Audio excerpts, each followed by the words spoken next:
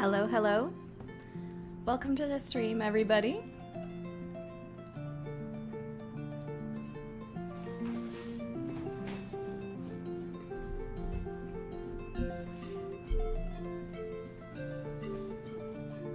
Welcome, welcome.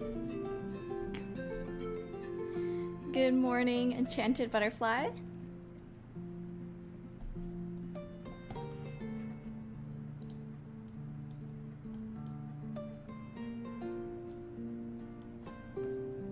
So today we're going to be continuing to work on Miss Keene's updated design and textures. So last stream we worked on her hair. It's not quite finished. I still have to add some more highlights and details and things like that. So I will still continue to work on her hair, but in the meantime, I'm probably gonna do her eyes next, and I still have to redo her ears. I need to touch up her face. Off stream I did a few touch-ups. This is how she used to look, and then I did some touch-ups on the face, but there is still a bit more touch-ups to do. I may also touch up the other textures on her. I know her hooves need some touch-up, and then maybe some of the vest and sleeves too. I'm fairly happy with them, but I might do a couple more adjustments. We might be able to finish this texture on stream, which would be fun. I hope so. I hope this doesn't take me more than like 2 hours. That would, well, I'm not gonna speak too soon here. Who knows? But anyway, as always, let me know if the stream is going okay, and let me know how the sound quality is, if the music is too loud, if I'm too low, all that good stuff. And yeah, welcome to the stream.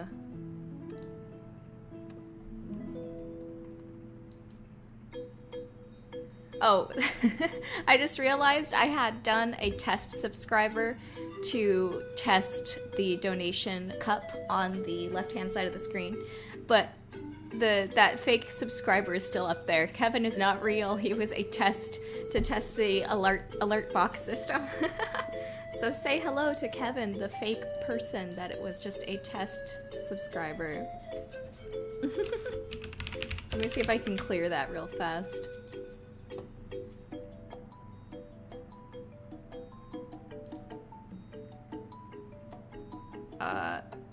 It's gonna take too much time to clear. He's just fake, and he's there.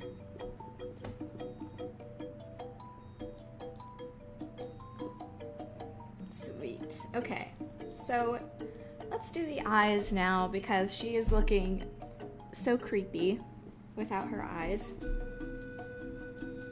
So first off, I'm going to freeze her eyeballs, and then invert the freeze, that only her eyeballs can be painted. I'm gonna make a new layer just in case.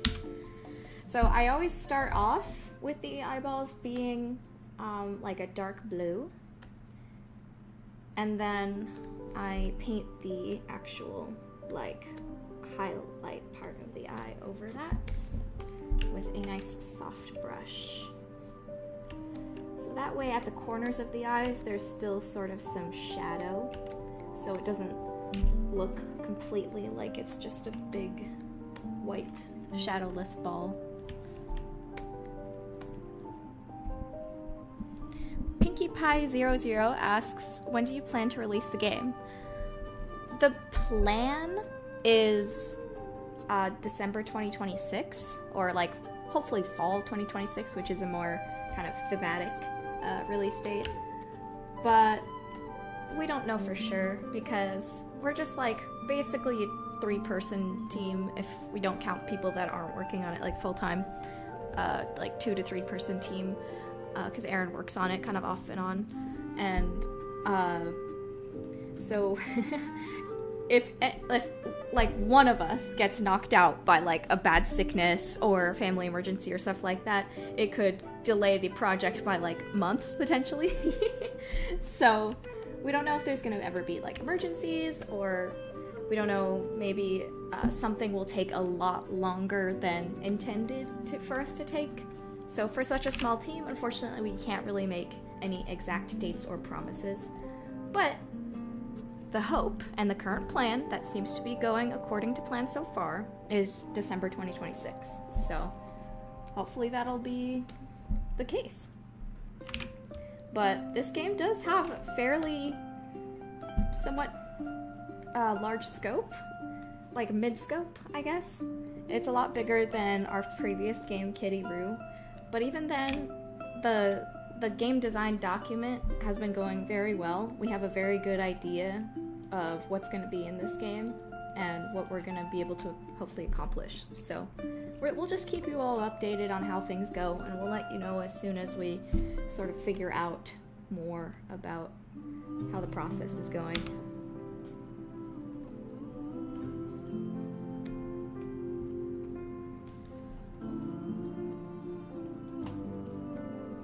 Okay, now it's gonna get real creepy. Wah!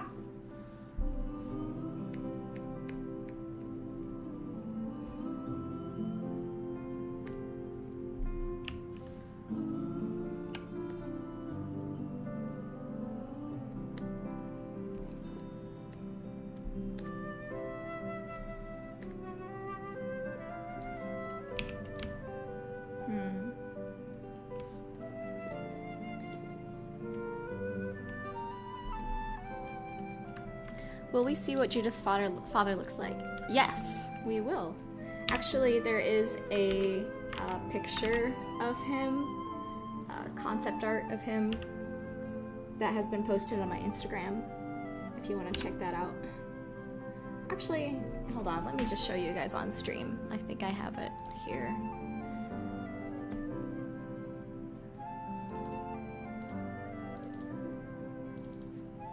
Now his might still be getting some design adjustments, but here's Judith's father.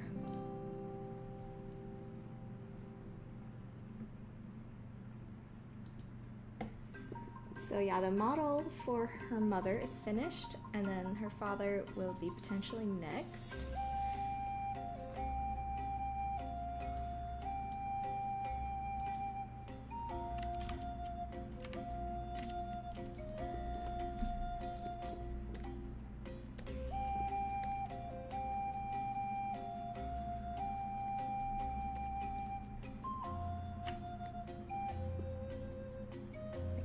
Tell how big I want her pupils to be.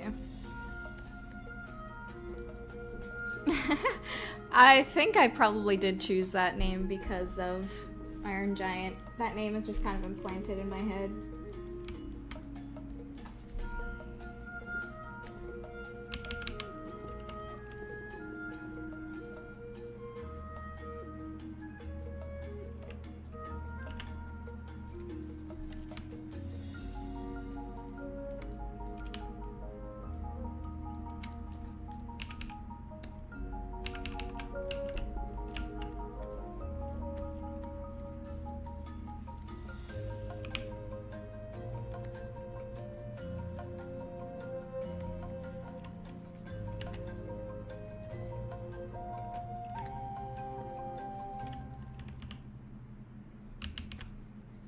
Yes, we will see them in-game. They actually live in the town that's like right near Noirmore Academy. It's like a couple miles from Noirmore Estate. Judith technically doesn't need to live in the school, but she'd rather live in the school.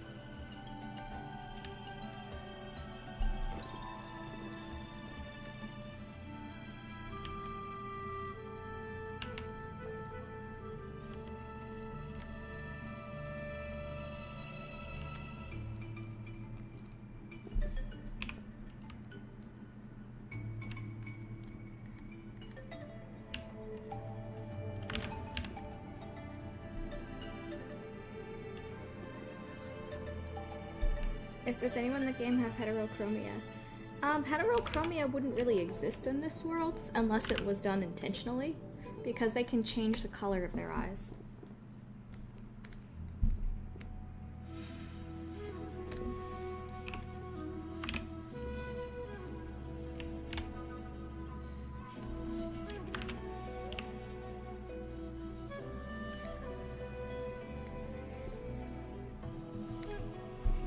That's not weird at all. Thank you. I'm glad it's fun to watch me work because I'd like to do more streaming. So if it's a good stream, then that's good for me to know.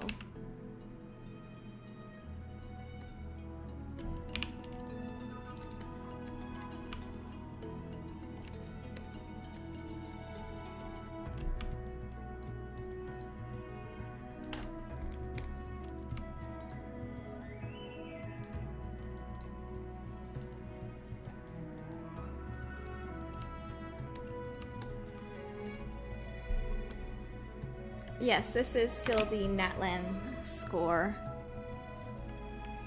from Genshin Impact.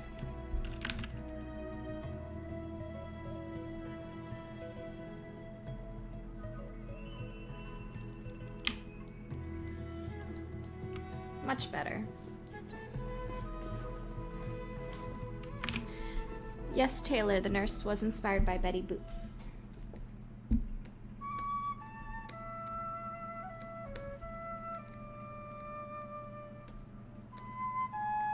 Alright. The eyes are good for now. Well, maybe... hold on.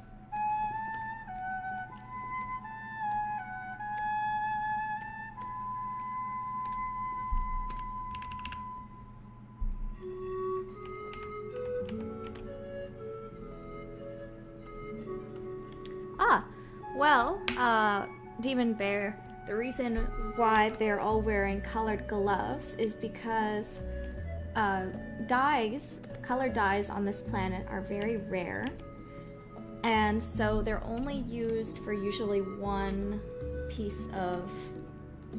or very small pieces of clothing on the body, and the colors represent what family you belong to. So there are different families. So, some families that are different will share the same color because there's only so many colors and there's many, many, many different families. But traditionally, they will color their gloves, their eyes, and other accessories after the family color they belong to. So Miss Keene here, she belongs to a family that has a green color, green family crest.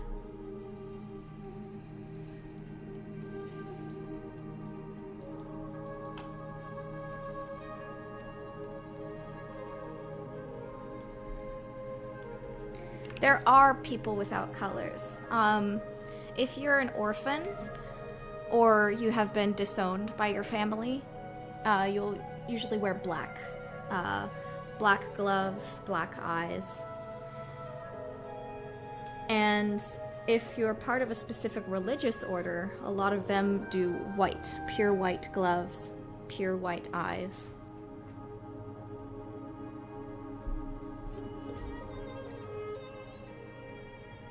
Yes, you're right, Enchanted Butterfly. If a couple were to divorce, they would revert to their original family colors. And the last names would also return as well. And whichever partner changes their color to the other person's color and last name depends mostly on it, depending on like who's firstborn and kind of inherits the family estate. Usually it's if you're not a firstborn, then usually it's the male that you would receive the last name of. But sorry if I'm explaining this poorly, but basically if you are the firstborn to a family with a certain amount of inheritance or status or a family business, then if you're male or female, you will inherit the estate, and whoever you marry will also inherit that last name. And oh, what did I do? Oh, I accidentally made estate and family color and potentially business. But if you're like secondborn, thirdborn, fourthborn, etc., then it will probably be like, yeah, I don't know. Still working it out.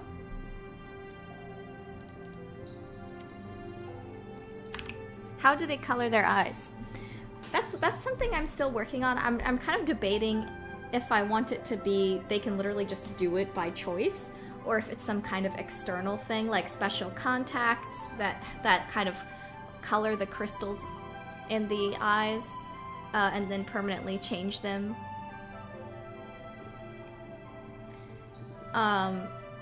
Or if maybe it's some kind of like eye drops that change the color permanently until you decide to change it again. That kind of thing. I'm kind of leaning towards some kind of special eye drops or special contacts.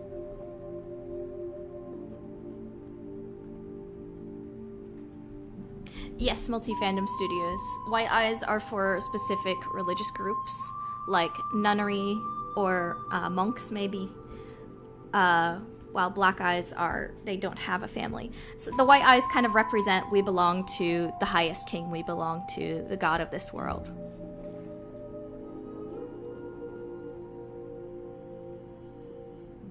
Because if you combine all the colors of the light spectrum together, you get white.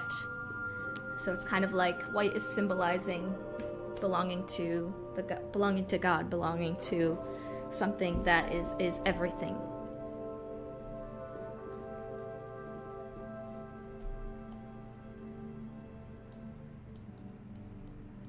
Will I be in the story? I don't know. My little cat character, Rita, will be in the story.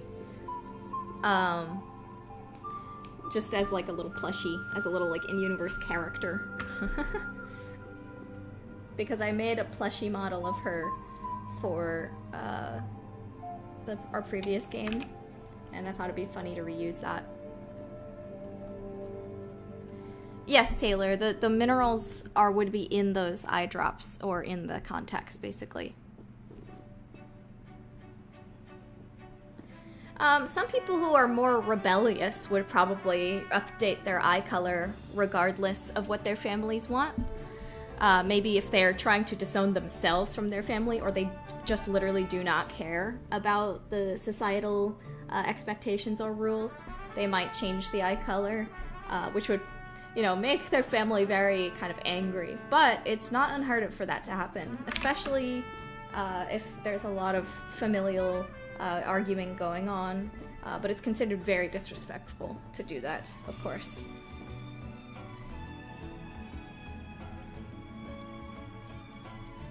It's like, yeah.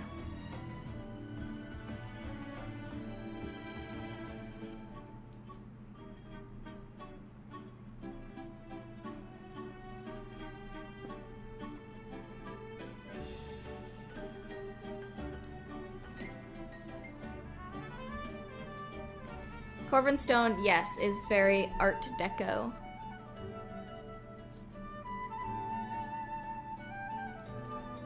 Okay, let's see. I'm gonna touch up some of the face next. Wait, actually, I'll just go back to the hair. The hair is almost done. I should just finish the hair first.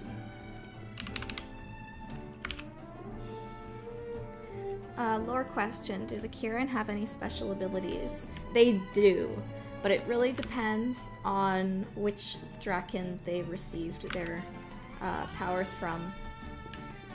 So that will be something that'll be touched on later, because each Draken is sort of focused on a specific sort of theming and idea.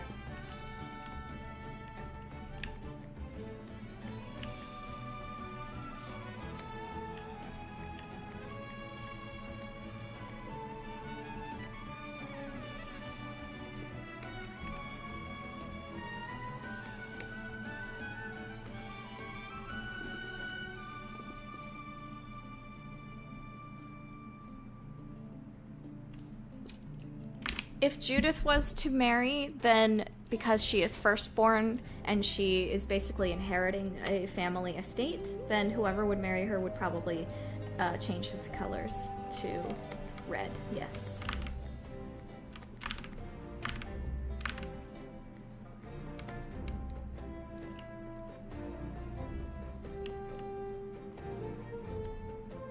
How many families are there? There's a ton of them. Even like families who are poor or like middle class, they also have their own colors and even crests sometimes. The way I sort of thought of it is that there used to be, of course, much fewer families when the country was first getting started. Then people, founded everybody. The nobles first decided to, of course, start this whole trend. But when after the nobles were doing it, everybody was deciding to do it. So everybody decided to adopt the idea. And so everybody was starting to take on their own colors and creating their own crests.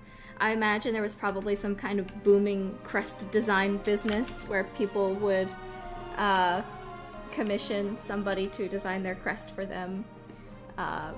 Potentially even religious significance and symbology in their crests, or which colors they decide to choose, that kind of thing. But then, of course, as the population blossomed, these families got bigger and bigger.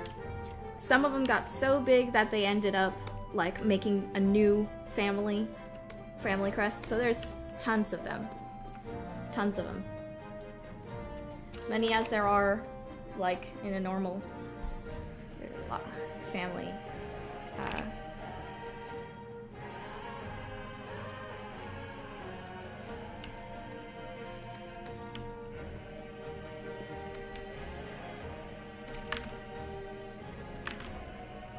There is a specific, very important event that dictated the start of Corvinstone, as well as other countries around the world, that will be touched on later in the game. And that event is what sort of kickstarted the entire country and started people to be able to create their own families together and stuff like that, which we'll find out. You guys will find out about in the future.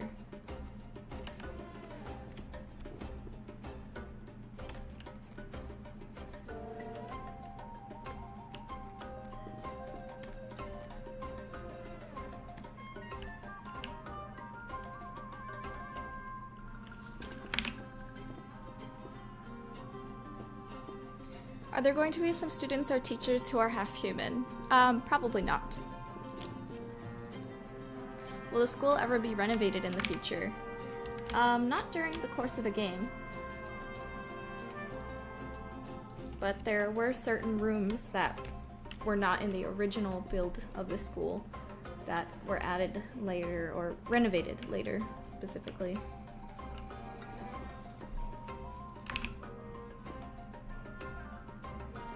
Yes, Enchanted Butterfly. Specifically, the Tanektuk tribe is based off of Inuit cultures.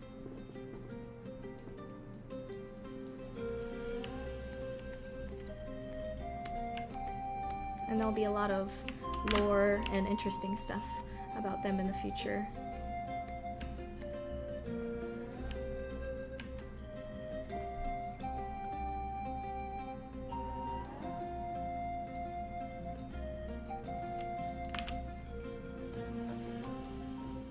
A lot of the history stuff will be revealed through like books as well as songs. Specifically, if you visit the Bard, he will be able to sing you songs about some of the important history of the world.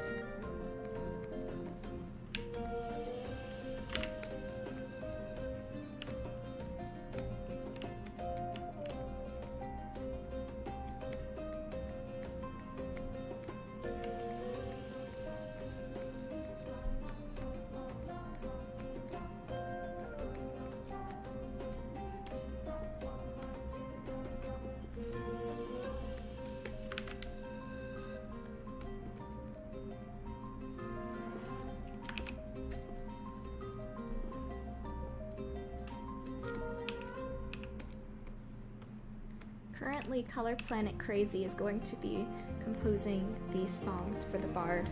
I've been writing a bunch of lyrics for each of the songs, and then she's going to sort of help bring them to life.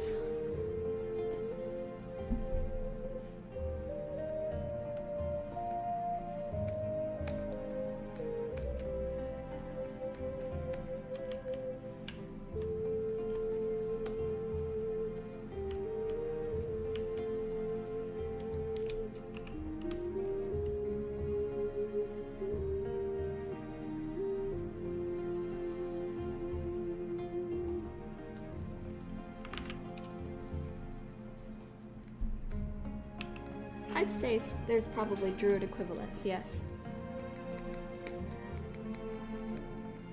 Probably in Olean Bile, which is the sort of Celtic-inspired region.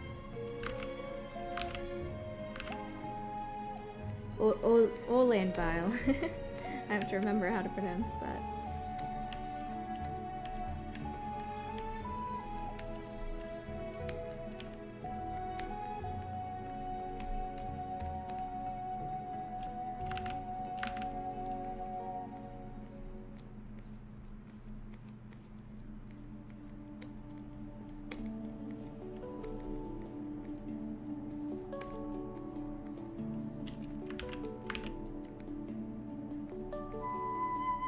The Draken do worship the highest king.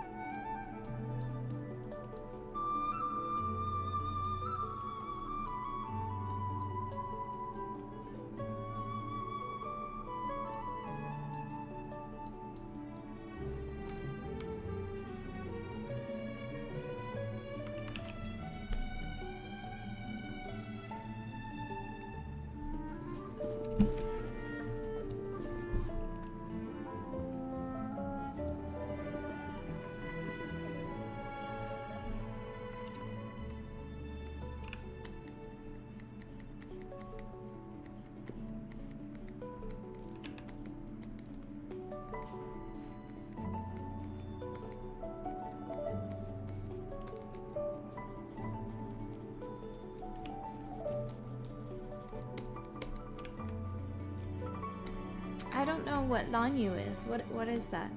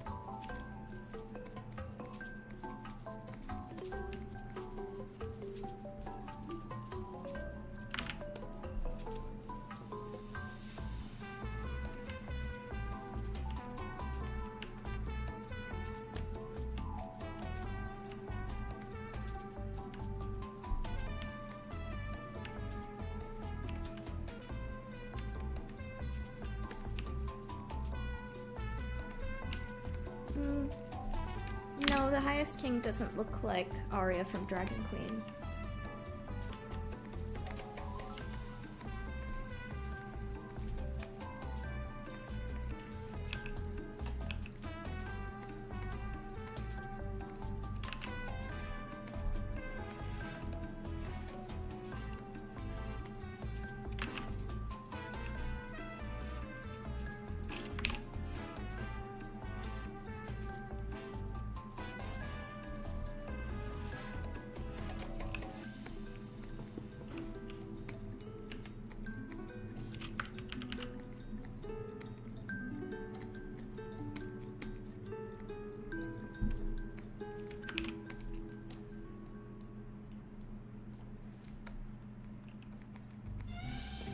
There will be secret rooms, alright, but that's all I can say on that matter.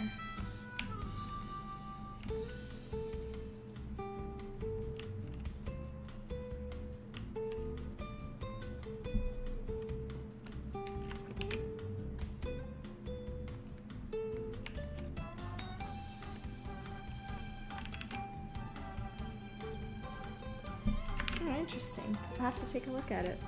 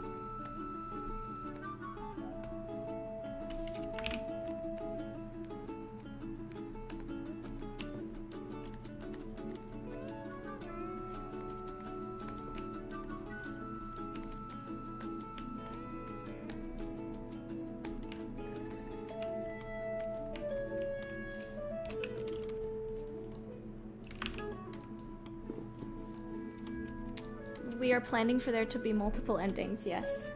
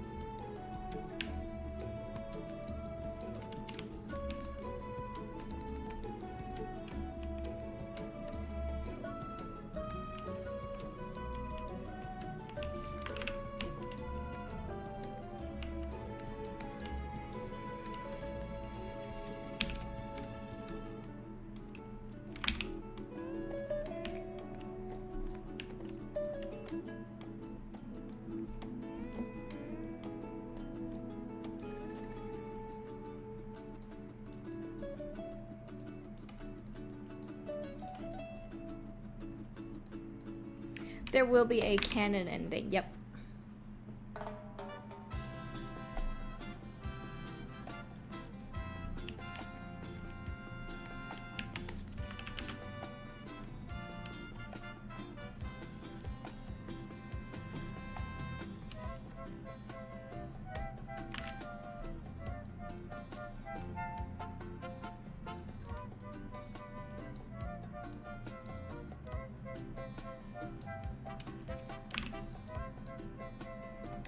I think my favorite creatures might be the Kipson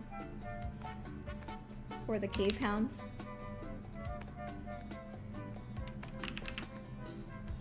And the Book Sprites.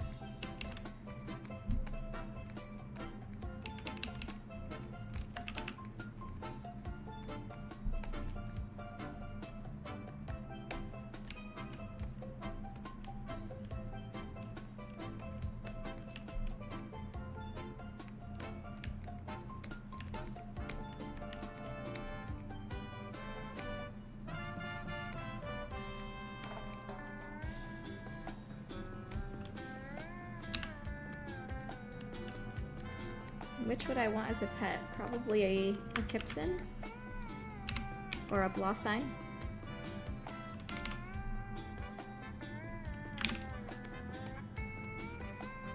How will we know if we get the canon ending? A badge?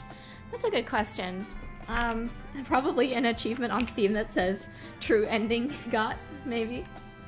Or there might be something in like the credits that implies it. I think it would probably be pretty obvious though which ending is the true ending.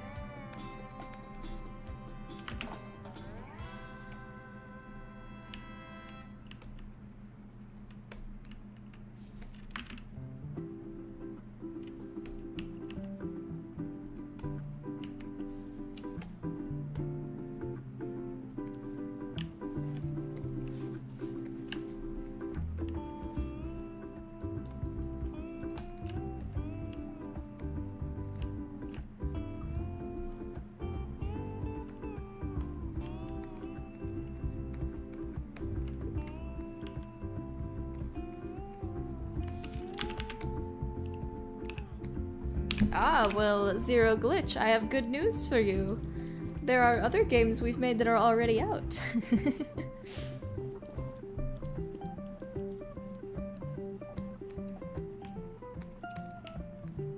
You could play a Fantastic Kitty Roo, or there's also the free demo of Mariposa and the Galaxy Man on Steam.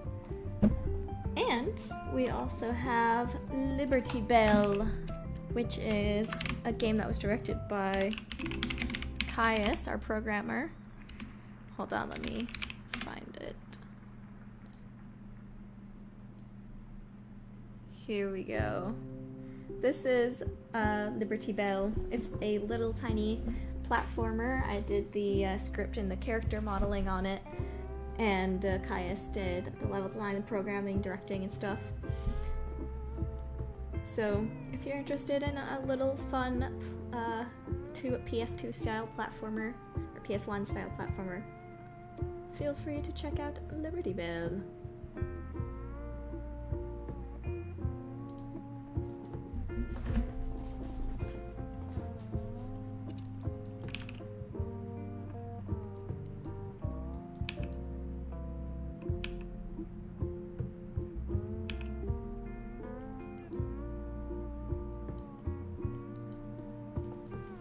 So much of the process is zooming out and rotating your model and looking at it.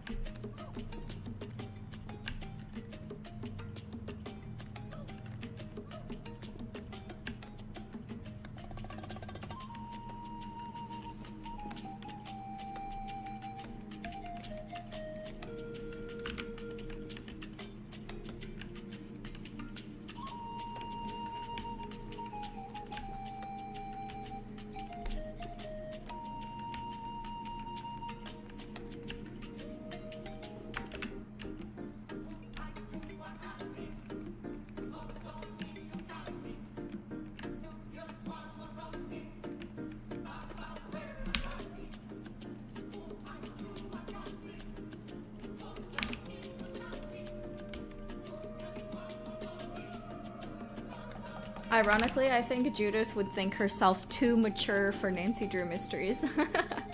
She'd be like, oh, these don't even have, like, murder in them. This is, like, for children. I like Sherlock Holmes better.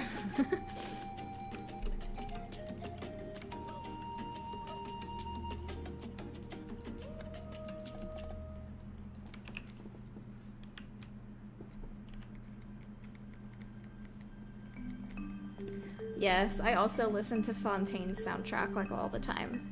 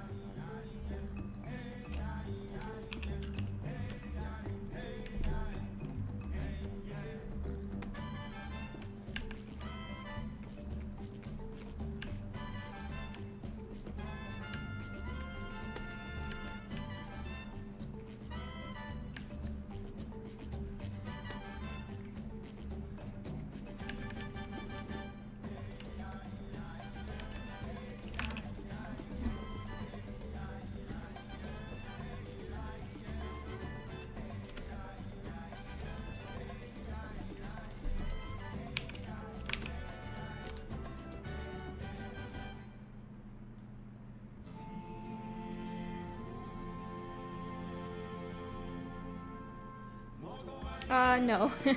That would be a lot of work.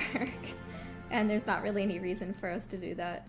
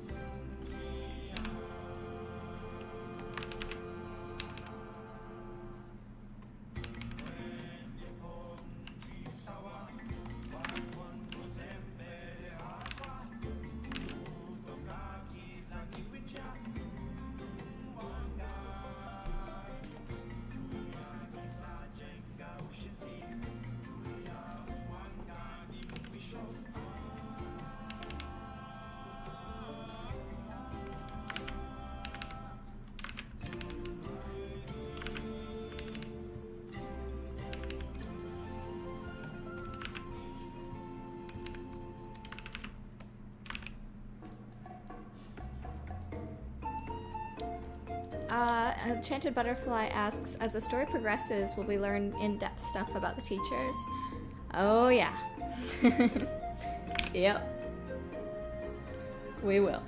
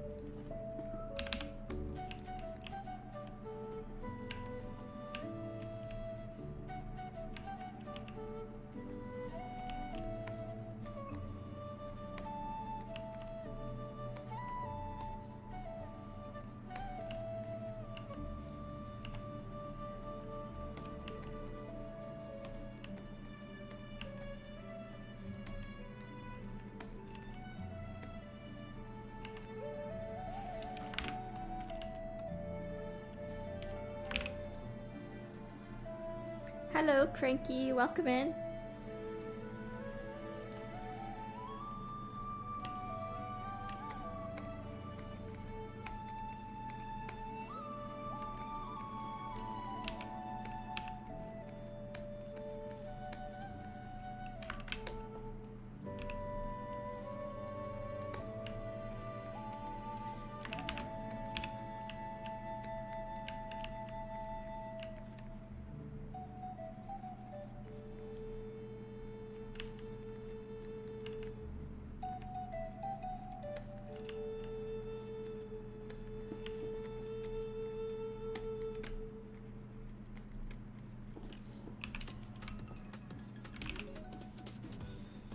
Yeah, exactly. She has like a... There are different blood types, and depending on your blood type and what kind of mineral count of different metals you have in it, sometimes you can have like different color gold banding.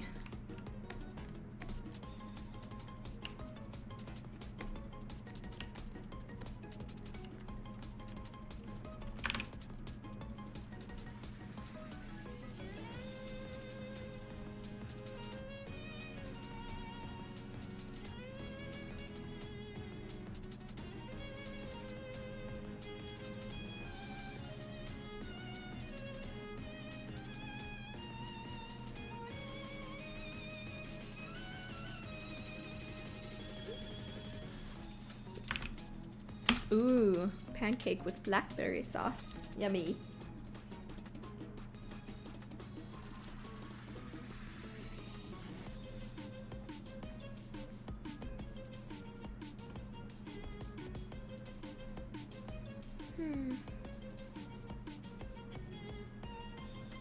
Okay, I'm gonna work on the ears now. I'm not quite done with the hair yet, but the ears are bugging me, so ears, here we go.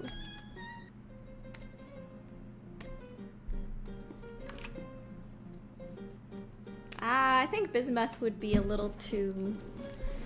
I was thinking more along the lines of like gold, copper, silver type of stuff. Stuff that's more, what's the word? Conductive.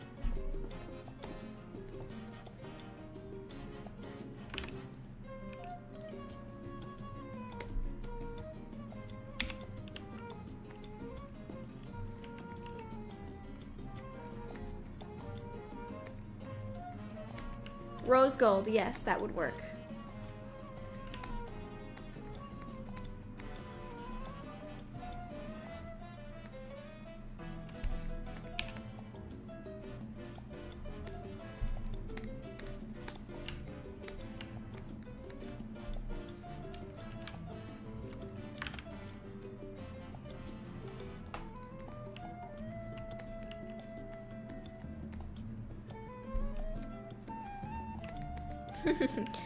Banned from your sparkle horse, OC. Get out of here!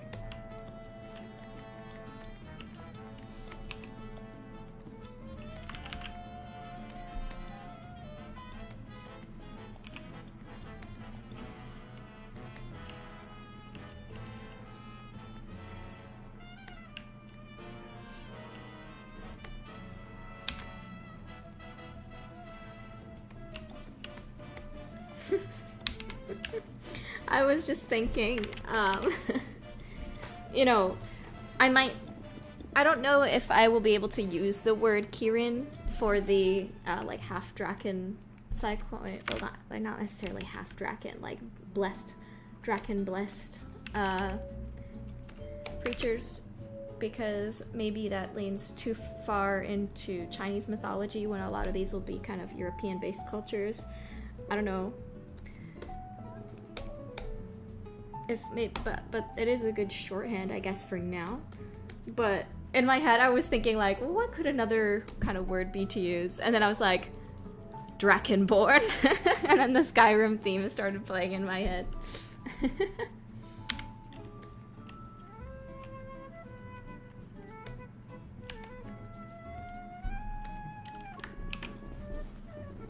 Fosrota! That's the special ability they get.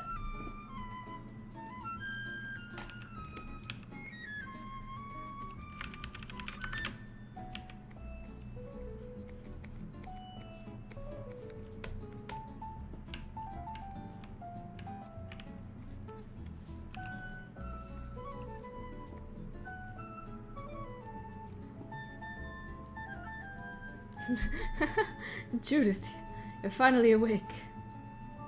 You were caught trying to cross the border into Tamriel to Skyrim.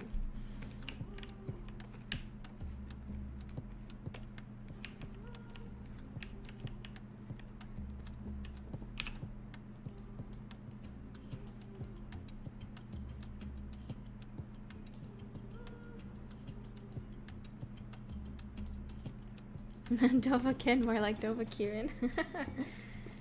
Good one.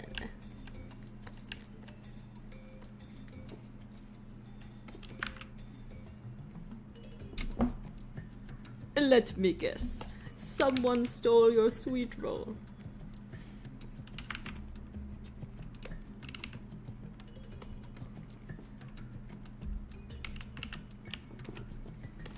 I've already started putting little references in the kitchen, but I have to refrain myself from showing them directly to you guys because that would spoil the fun of finding them.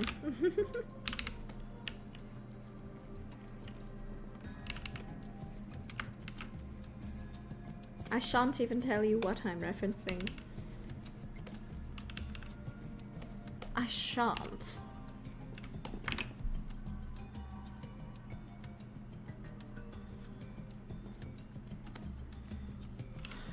Judith would probably be a member of the Dark Brotherhood if she played Skyrim. Judith would be a member of the Dark Brotherhood if she played Skyrim.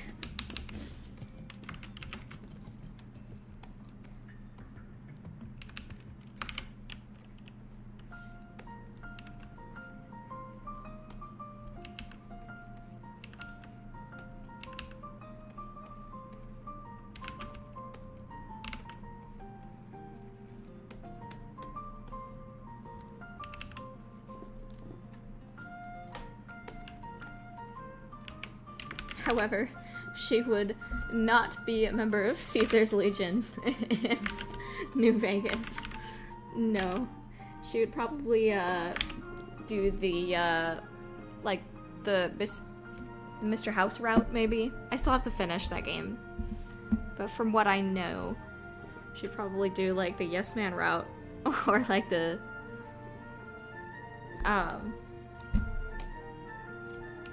Mr. House route.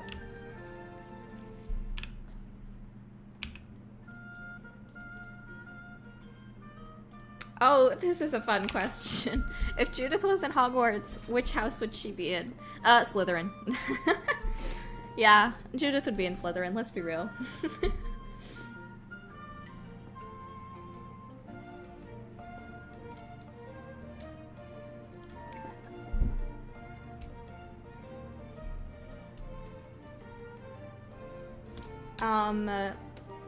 Now, thinking about the other characters... Hold on. Some of you might not know all the characters' names, so I'm gonna pull them up on ArtStation. No, wait, hold on. Let me just pull up the 2D art. Do-do-do-do-do.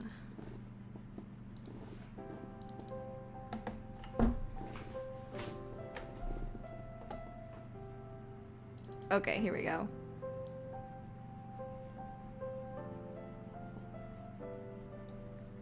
I would say that Deirdre would probably be in Ravenclaw. Lydia would be Gryffindor 100%. Becky would probably be Ravenclaw. Marisol would be Hufflepuff. 100% Hufflepuff. And Gina would be...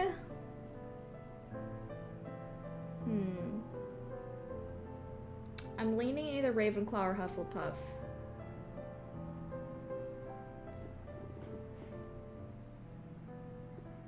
I'm gonna say Ravenclaw for her.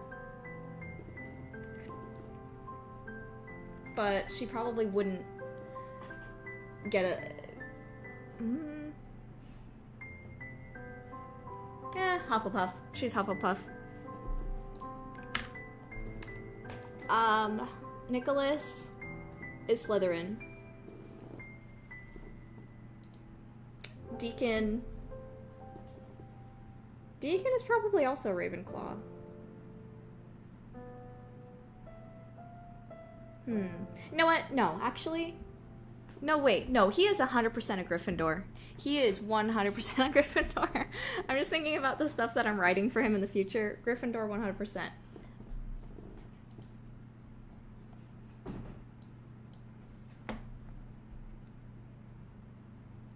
And I'm not going to talk about the teachers because that's a surprise.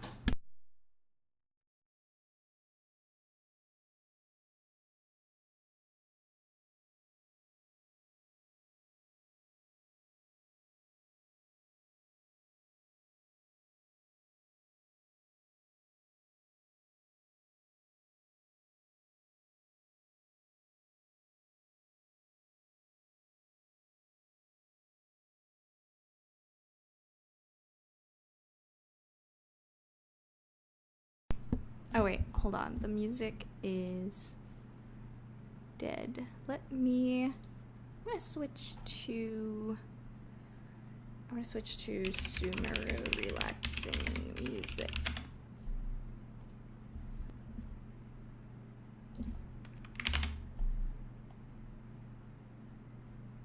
Here we go.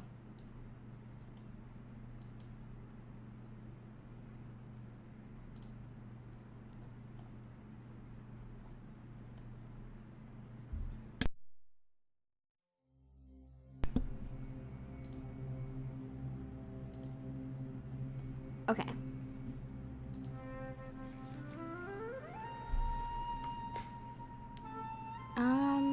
Hold on. Let me see. Are there any other characters I could talk about?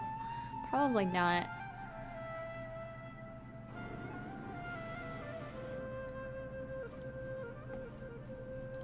Okay, back to the texturing.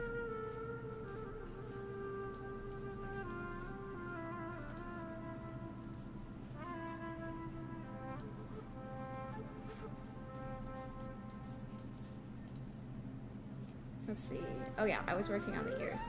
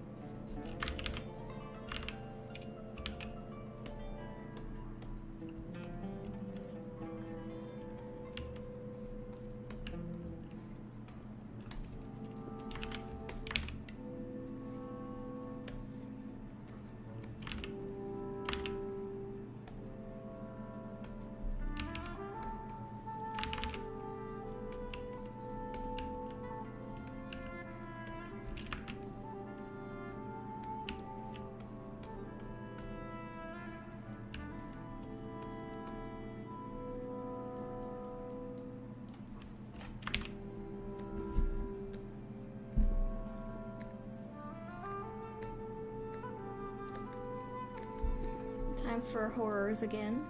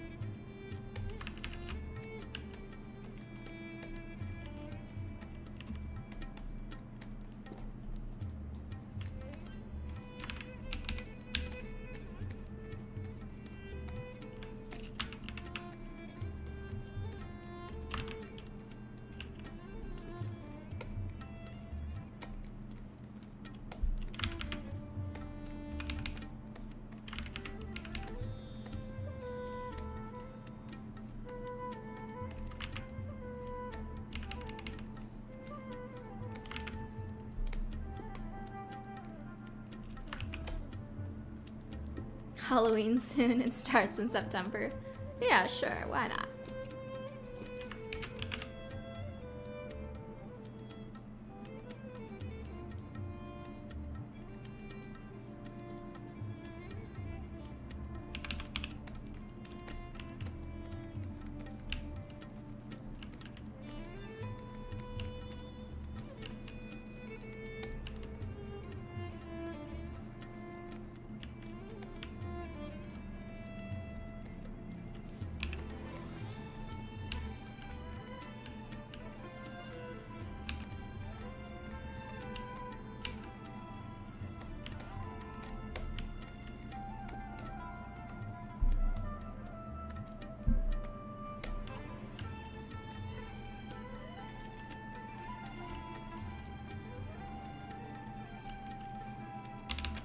Over the garden wall season coming up soon.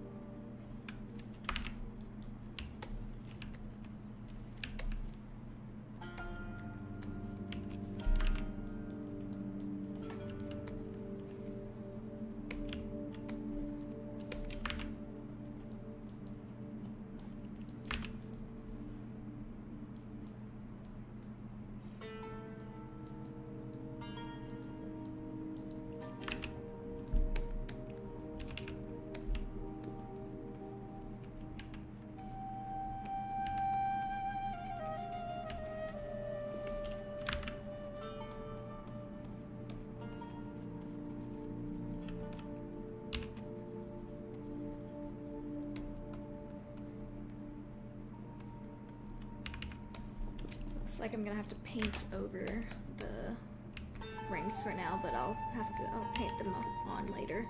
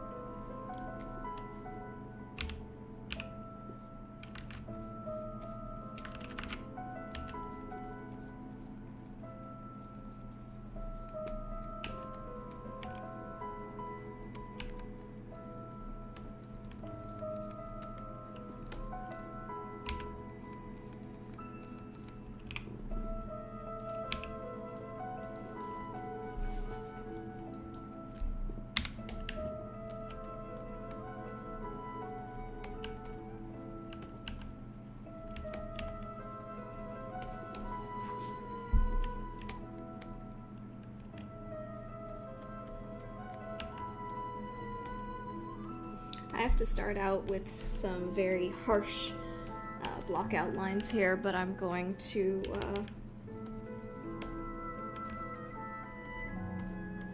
smooth these out as things go, as we start finding some of these shapes.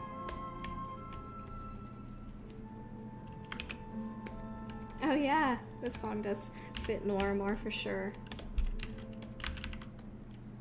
I would play some like Harry Potter music, but then this stream would get taken down. So we're starting out with some really harsh block outlines.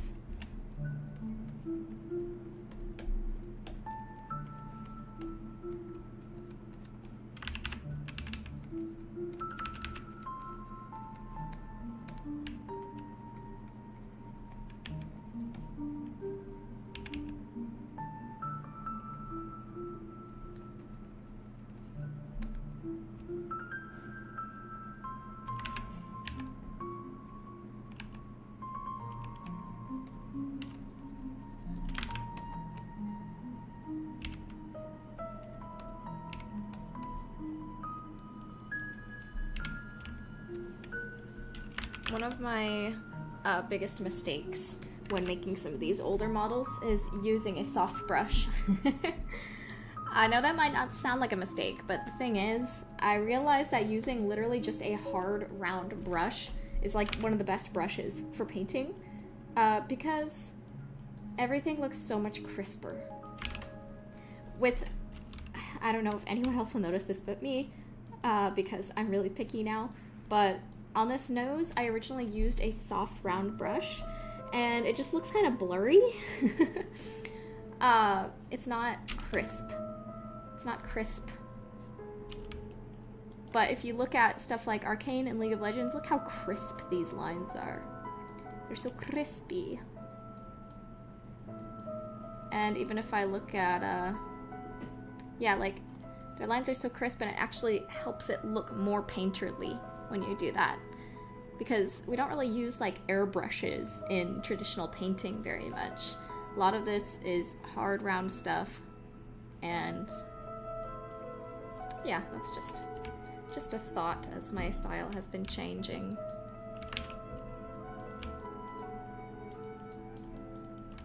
Though again, we still do soften out some parts, like this will not be, I'm gonna soften out this part right here.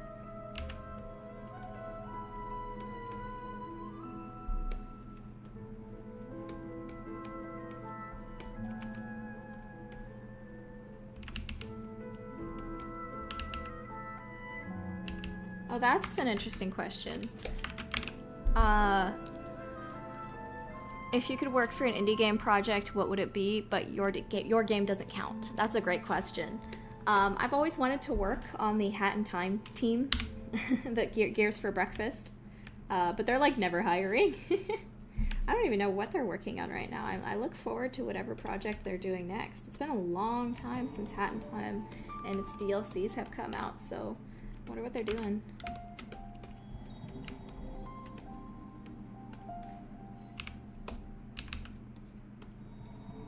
But, I don't know if this counts to answer your question, because this is technically a AA studio, but I've always wanted to work at Double Fine. The guys that did Psychonauts and Psychonauts 2. They have such a, like, tight-knit team. It just looks like a blast to work there at such a creative-led studio. Obviously, it's very difficult. I watched their documentary on the making of Psychonauts 2, and it was very stressful. There's a lot of hardship in that, but that's part and parcel of creative works, and it looks like it was quite the experience.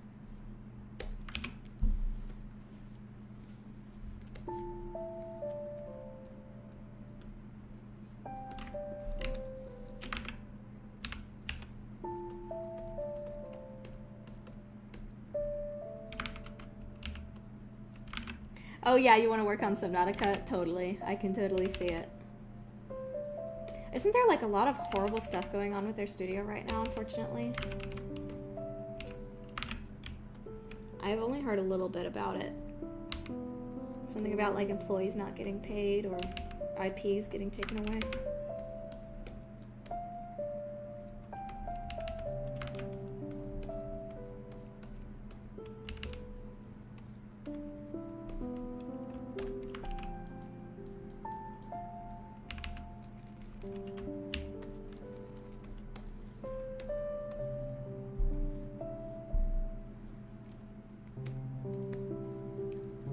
Yeah, I've been disappointed with Zelda recently too. when it comes to the writing. I get that.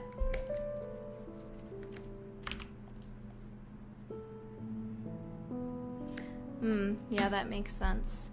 I've heard it's pretty complicated stuff.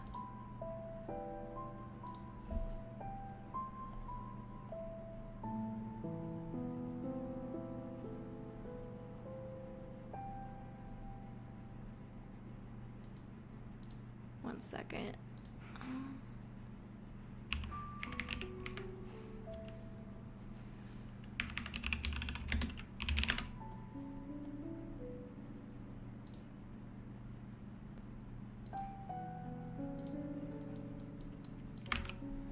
I want linear Zelda back too.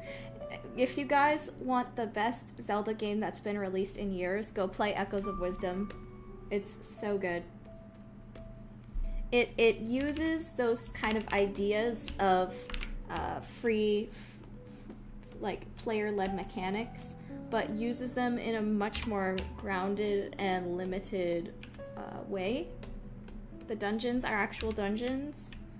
It has varied bosses. The story is simple but very good and cute. I recommend Echoes of Wisdom. To me, it was a better Zelda game than Tears of the Kingdom.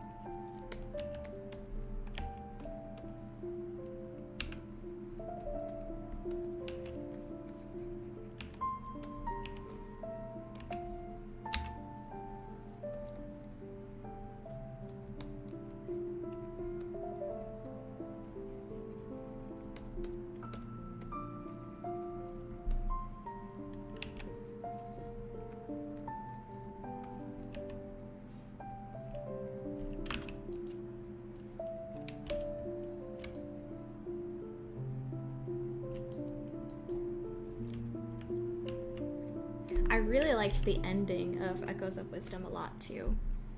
The ending was awesome. So many fun little ideas and mechanics there. And it added more to the lore than Tears of the Kingdom did. I don't hate Tears of the Kingdom, but I haven't even finished it. I play Zelda games mostly for the story, and the story was just not there. It was really disappointing. The gameplay was great though, which is good, of course. But I was hoping that they would learn from Breath of the Wild. I love Breath of the Wild, I really do. But I'm not happy that they didn't improve anything from Breath of the Wild. My thought was like, Breath of the Wild was awesome, but there's some stuff that should really be changed and fixed for the next game. And then they didn't do any of that, so they just kind of doubled down.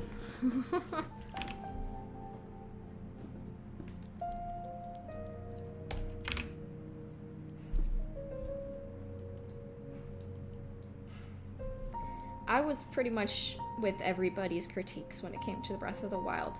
It's an amazing game. I do think it's a good Zelda idea. It's a good idea of how to evolve Zelda, but it just needed more. It needed some changes. It needed a better story. It needed an actual story. See, the idea of telling the story through memories makes sense for Breath of the Wild. It was still a little iffy there, but it made sense for Breath of the Wild. However, Tears of the Kingdom, there's no excuse. There's no excuse. Why isn't it that we were the ones that went to the past? That's literally the best way to refresh a map. To technically use the same map, but change it enough to be interesting to interesting to returning players, is to just go back in time. That way there'll be different towns, there'll be different geological formations, there'll be different like ways that the river has formed the land. There'll be maybe even different races, like the Zonai. Where are the Zonai? How come there's only 2 Zonai? Why are there only 2? You make an entire new, awesome designed race for Zelda and you don't do anything with it? Anything? If Link had been the one to go to the past, it would have fixed so much. Let us experience the Age of Calamity.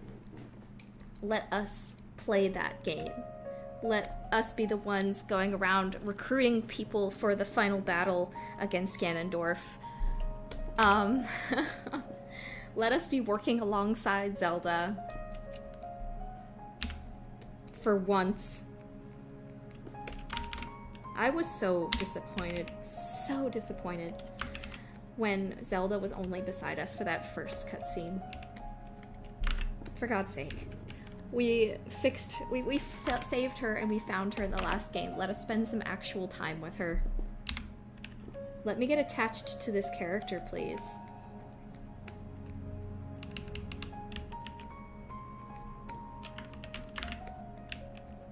And now they're just doing the Age of Calamity story as a freaking Hyrule Warriors game. Man, what a missed opportunity. I don't want to play another game. I don't want to buy another $70 game to get the story that should have been in the original game. I'm getting kind of heated, but that's how I feel. It feels like a scam.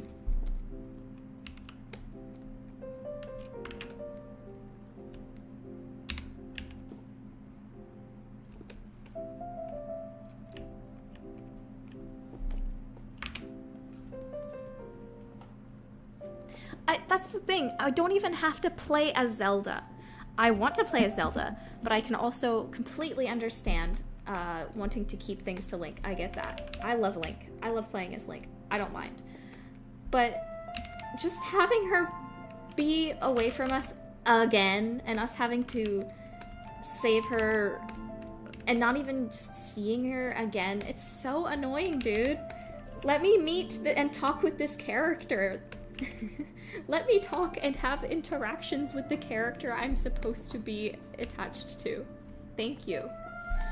Literally, if they just copied what they did already and have her be a spirit that follows us and we have to find her body or something, I would still be 100%. I don't care if they've already done that. Just give me someone to talk to.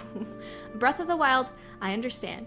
They were trying, the whole idea of it was this solemn loneliness. But this is not Breath of the Wild. This is a new game with a new theme. Give me a companion. Make it be Zelda. If you have to have her be a spirit living in her arm, I do not care. I think the biggest also moment of disappointment when I was playing this game, oh my goodness, this really kind of started to piss me off, and it was just at the start. They had Rauru talking to us in that first island, that first Sky Island. That was amazing. Having Rauru there, and you could just like find his spirit, and he would like tell you about the history of his people and tell you like some exposition about this island and the things he used to do in this certain area, or this area used to be this. I have memories of doing this. And then I was like, This is amazing! We finally have a companion in Zelda again, and he's awesome. He has an amazing design. He's so cool, and he's gonna be living in our arm as a spirit. That's amazing. I wonder if he'll like come out throughout the rest of the game and like interact with us. Maybe if like you find a wild horse, he'll come out and be like, "Ooh, that horse over there is really interesting. You know, Zelda had a horse just like that." Or that. Well, I don't know if you talk about Zelda in this hypothetical thing, but I thought that would be the case. I thought that maybe as you're cooking, sometimes he would pop out and be like, "Hey, have you tried this recipe before? My wife Sonia used to cook that, and she loved it." But no. As soon as you get off that sky island and he disappeared, I got angry. What do you mean he's gone? What do you mean we just had a companion for one island and that's it? What do you mean I don't get to actually attach myself to this character and get to know him? What do you mean he's gone? What do you mean Zelda's gone? What do you mean we're completely alone again? That was so stupid, guys. That was... I don't understand. What were they thinking? How do you design a character that looks this cool and just use him for like 7 minutes of cutscenes? The same applies to Minoru, by the way.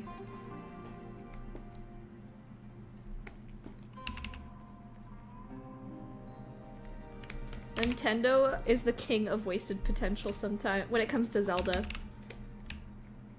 It feels like they just do not understand what they have on their hands here. Sometimes. They're getting their butts kicked by Final Fantasy, and Final Fantasy isn't even really that good right now. I'm doing hyperbole, but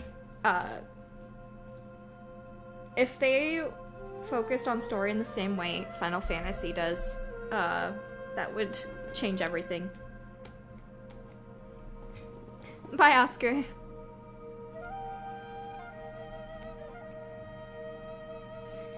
Yeah, hold on. One thing. Yeah, where is the bird bard guy? Where is he? I forget his name, sorry. Where did he go? Don't we see, like, his children, but we don't see him? Where's the bird guy? He was so cool. Why is he gone?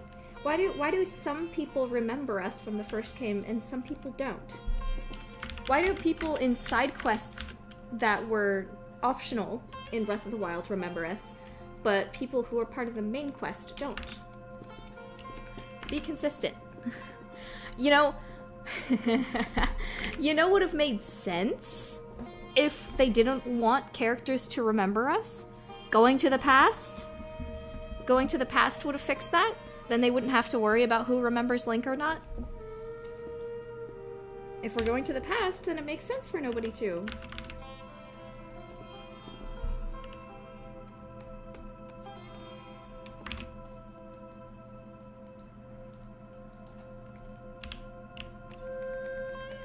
There's like just so many things you can say about Tears of the Kingdom. It's like, it's a good game, but it's not a good game. Teba and Cass were both gone. Why? You still have their models. You could even just have them be there, like, just in like, to interact with, and they can say, like, a couple sentences or something. Like, "Oh, Link, it's good to see you again. I'm not, I'm very busy with trying to help my tribe right now, so I'm afraid I don't have any songs to sing, but I appreciate you visiting me, my friend," or something. I don't know. I'm taking care of my kids right now because the village is running out of food.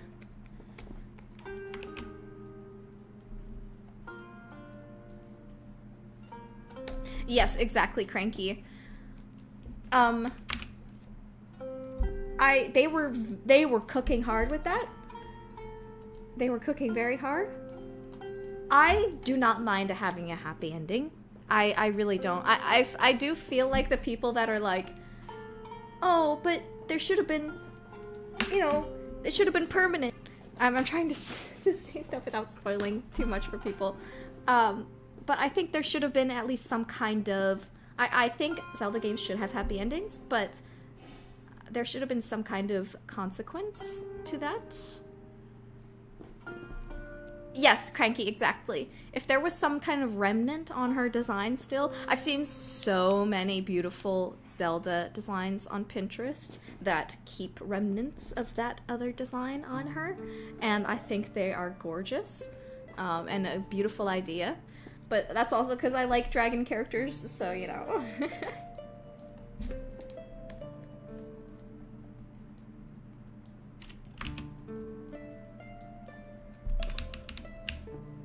And yes, same with Link's arm. I don't understand that. I really don't.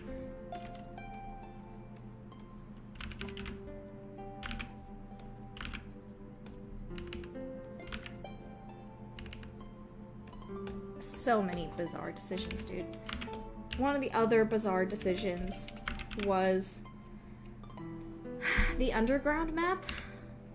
It was so cool at first. The first time I entered that thing and that big like whom played, man, that was awesome. That was so cool. But then the more you explore it, the more you're like, oh, so it's just a flipped copy of the map up above? Okay. Is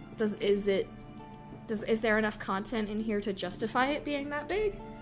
Nope. No. No, there isn't. Actually, this was another thing that disappointed me so much. Okay, so, you guys remember, right, where, you remember that part when you're in that, village, that new village near the castle that is, like, that has, oh my gosh, I'm forgetting names. The new village where you go and you get your glider. You know that there's that part when you first get the quest to go into the depths, and the guy there shows you this carving of this mysterious being, and the carving of it, he's like, oh, there must be more carvings like this in the depths, and maybe we will find out what these carvings mean if we go down into the depths and explore it. I got so excited because I thought that creature in the carving was like a new race or a new species, or maybe an underground Zonai village or something. I was so excited. I was like, oh my god, are we gonna explore the underground and find a secret civilization down there? Maybe even something related to those, like, mole guys from Skyward Sword that we're digging around. Maybe they have this new civilization or something that they made down there. I was so excited. And then I got down there, and I was following those statues around. I thought, if we follow these statues to the end, maybe we'll find the secret village. And there was nothing there. There was no secret village. That was apparently just, like, another destroyed civilization that we don't know anything about, that was like related to the Zonai or something, and we don't like learn anything new at all or anything. It was just nothing. Complete wasted potential. All that is down there is some amazing cool new enemies, some creepy stuff, but that's like it. And then there's some mines. I would say the coolest thing down there was there being a whole temple down there. That was awesome. 2 temples down there. That was cool. But why did the map need to be that big? Why is there like nothing? Why is there nothing down there? Nothing that justifies an entire flip of the map. And also, why are the Sky Islands so boring too? Why are they just the same thing over and over? Why is there no Skyward Sword equivalent island? Why is there no Zonai village? I don't understand why every civilization has to be dead. Make some kind of, like, remnant Zonai village or something of, like, I don't know, something! Give me something new! Something that actually is super exciting to explore. Things that are still alive. Not everything is dead. Thank you. That's my Zelda rant. Sorry, I think I lost viewers from that. Sorry. It's because it's such a good game that I'm sad that it didn't fulfill its potential as much as it could have. They focused so hard on the building mechanics that they neglected, like, everything else. And the building mechanics are really cool, okay? But does it justify everything else being half-baked?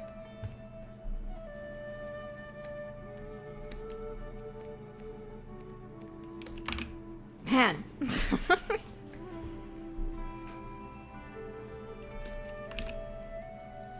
That's my Zelda rant. Thank you for bearing with me. And I'm sorry. And if you like the game, trust me, I understand. It is a good game, and I understand why people like it. I do like it, but I also don't. But I do, but I don't. It's probably... I think that's how Seiya feels about Pokemon right now. I think that's how a lot of people feel about Pokemon right now, too.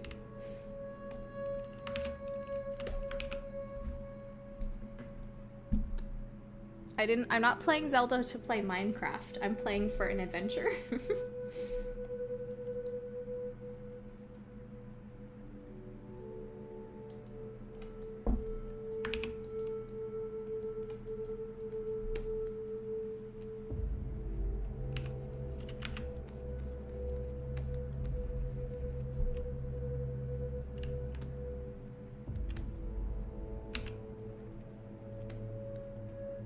Again, like, I understand the people that wanted there to be a more permanent, like, sacrifice in the end, but again, I like happy endings for Zelda games, but I also agree that there should have been something, some kind of permanent change or something going on, or some sort of mental toll that we can see, for sure. I definitely would want some kind of implied mental toll. That would be crazy cool. Also, I don't know, it'd be kind of cool since we got this huge sort of lore drop about the origins of the dragons, then could we learn more about the other dragons? Where they potentially came from? That would be cool. There's a lot of potential lore cool stuff there to think about. But no. They don't care about the lore anymore. They don't care. Gameplay is king, and that means everything else must be half-baked. See, gameplay is king. I agree. I don't remember where I heard this, but there was this YouTube video where someone was like, gameplay is king, but story is her queen, and they should rule together. Please, let me know if you remember what video that was from. It might have been another Zelda video, actually. I just remember hearing that and being like, oh my god, yes, exactly.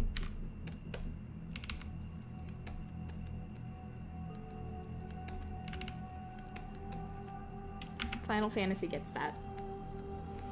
Even if I don't like some of the current choices in Final Fantasy's direction. But that's a rant for another day.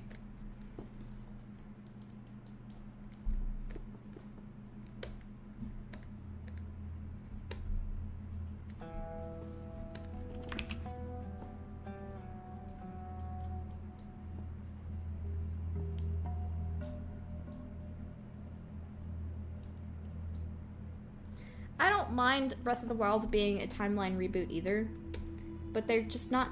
Oh, okay, hold on. Another point incoming. If the point of making Breath of the Wild a rebooted timeline was to make it easier to write content, which I understand, then why did they still not seem to care about even Breath of the Wild's canon when they wrote the sequel? What's the point of rebooting the canon if you don't even care about the last game's canon in the reboot? What's the point? If they're already breaking their own rebooted canon, then what's the point? Uh-huh.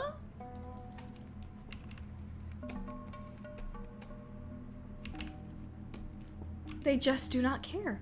They just don't care. Why should I care if you guys don't care? I remember Zelda Tube just not even knowing what kind of videos to make about this game because there was like nothing to talk about. There was just like nothing to this game's story. It was bad. I shouldn't curse on stream. It was bad. And they made all of these amazing designs, though. The character designers in Nintendo are like cooking. They are always cooking, dude.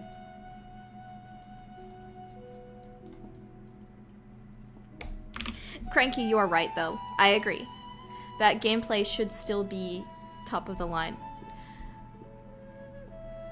Because, yeah, what's the point of buying and playing the game yourself if the gameplay doesn't even...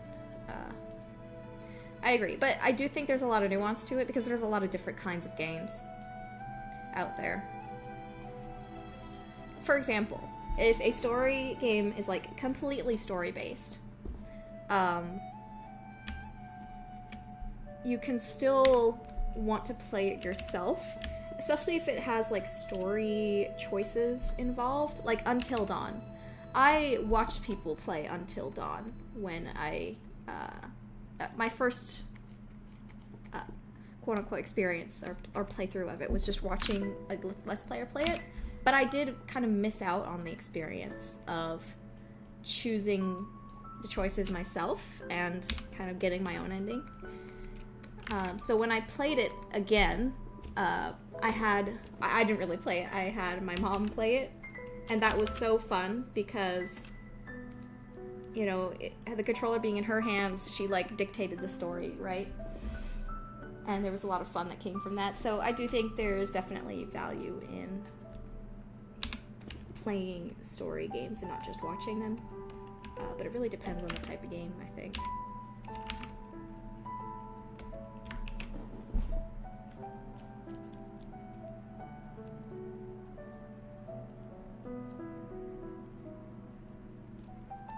Yeah, I love the idea that the dragons used to be Zonai, and that's how the legend came to be, or the understanding that that will be what happens if you eat a sacred stone.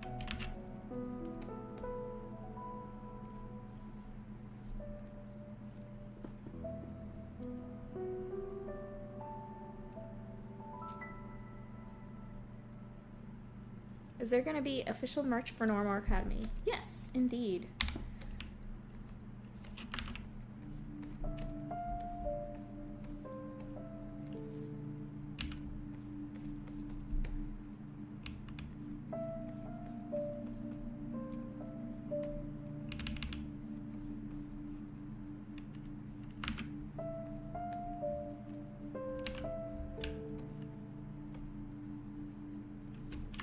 Actually, I need to work on getting my Etsy store back up. It got shut down because there was some... Wait, why did it get shut down? I think there was just some paperwork stuff that I need to handle. And then once... But I don't even know if I want to use Etsy anymore. It's just become filled with AI junk. I might just have my own storefront or something.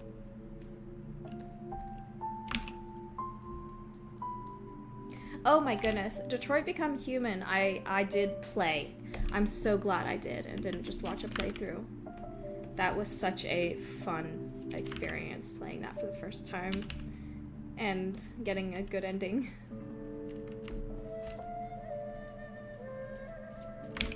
I did get caught though with Kara. And I was so freaked out. I was like, oh my gosh, I got caught at that scene, like in the boat, in Jericho, when Jericho's getting raided.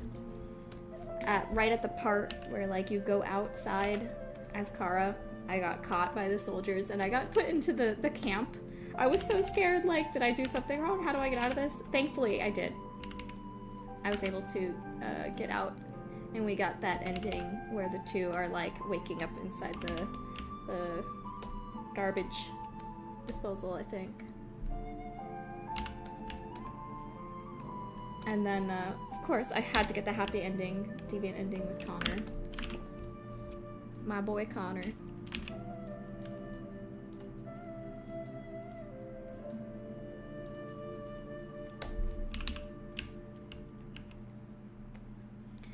Swirl, if you haven't watched a playthrough or played Detroit, then you probably wouldn't understand my video very much. Sorry.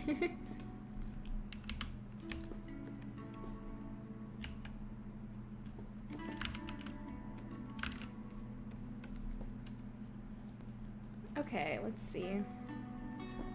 Before? After? I don't know. I'm feeling it. I'm feeling it. What do you guys think? It's not quite done yet, though. I'm not a fan of the Skyward Sword dragons either. I'm gonna be real. Not a fan.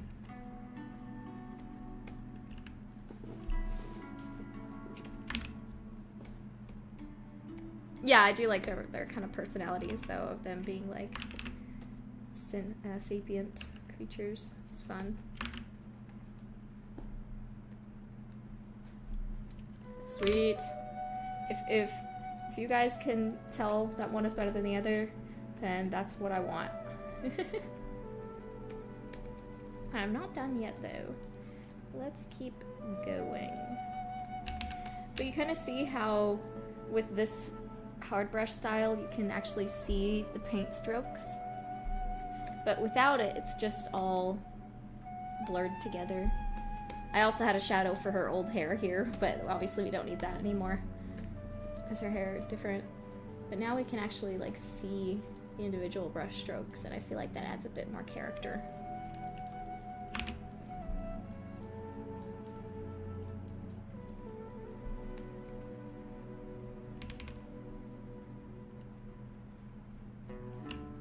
There was also a bit of a mistake in that Detroit Become Human video. There was a part of the story that I could have, Marcus's story that I could have just like condensed down better. But anyway, it's an old video, and it was just a potential rewrite anyway.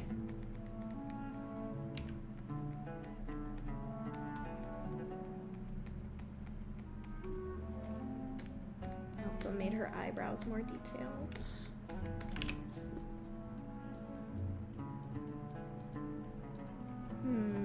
I think I might need to work on the eyes a little more now.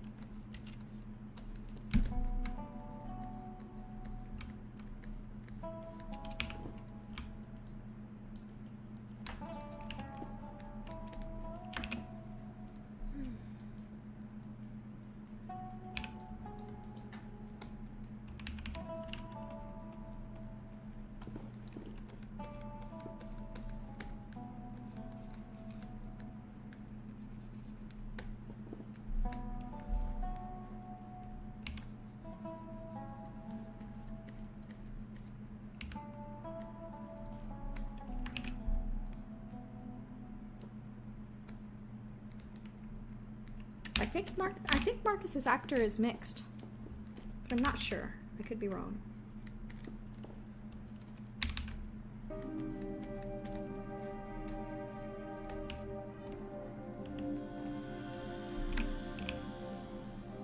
What I think was very silly was that apparently David Cage, when people were asking him about the, you know, allusions to the civil rights movement in the game. He was like, something like, oh, that wasn't intentional. I was just trying to... I wasn't intentionally trying to, like, draw comparisons. Something like that. I might be misquoting him, but everyone was like, what? Huh? You literally put I Have a Dream in the game and had the androids at the back of the bus. No way. Wild. Wild. But as many have pointed out, the civil rights allegory is kind of disrespectful. It doesn't really work for this game situation at all, because androids are not humans. The civil rights movement was for humans.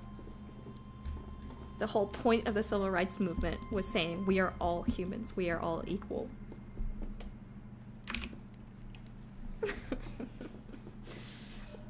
David Cage is not a good person.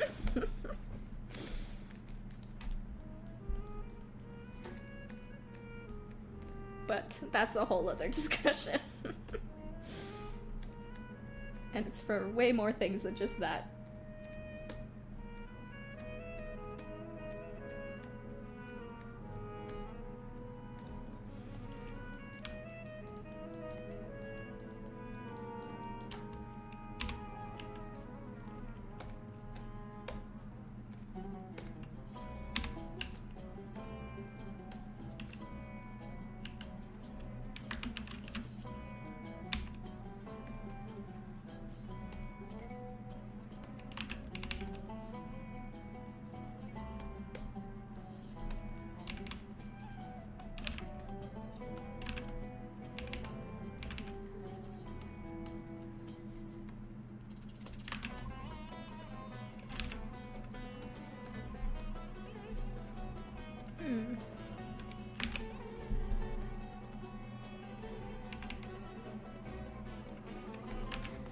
I'm currently drawing Miss Keene, who is a character in my game, Noramore Academy.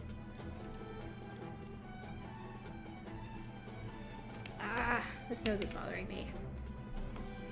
I'm trying to figure out too, do I want her nose to be straight or do I want it to have a little bit of a bump to it? But I don't know how good that would look with the model.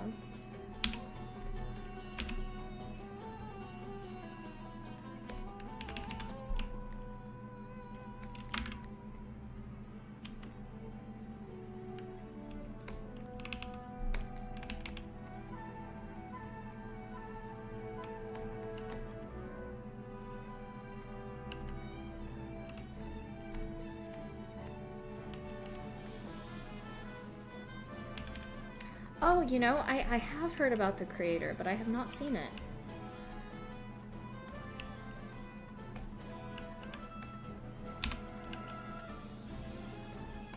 In general, it's very hard to write, like, trying to write a realistic depiction of androids becoming sapient, because we still don't really have a good idea of how that would actually look.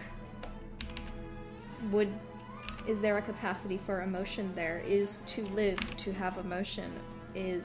There's just a lot of psychological stuff that's interesting to want to explore, or even religious ideas that are interesting to think about, but let's just say that David Cage is not the person to write with any kind of subtlety or understanding. I mean, I'm probably not either, but even as a layman, I can see the problems. And to be honest, I also did not care for Nier Automata's take on it either. Maybe it's because I had gone into it expecting something different. Because before I had played Nier Automata, I was told like it was this like deep psychological like exploration of androids gaining emotions and becoming human. But when I played it, it was like, wait, they already have emotions. Like, there's not even a moment, there's not even an aha moment here. They literally just have emotions, are expected to already know that they have emotions, and have to suppress them for some reason. that's a longer discussion, but I understand why people like Nier Automata, but it wasn't quite what I had been told it and thought it was going to be. There wasn't any actual exploration of how or why androids are gaining sapience. They just do. So it might have just been my fault for going in with wrong expectations, but I didn't really connect with that game very much. I also just didn't personally like the way the story was told. But I understand why other people do. I did like the combat though, and I liked other things about it.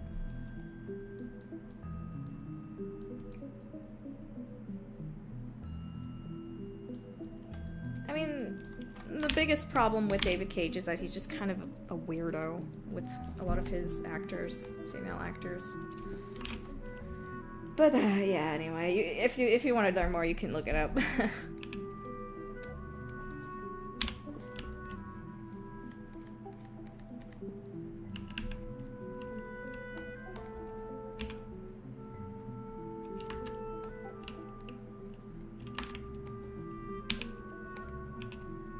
Cranky, you and I should have a longer discussion about Automata, because I am interested in talking about it with you.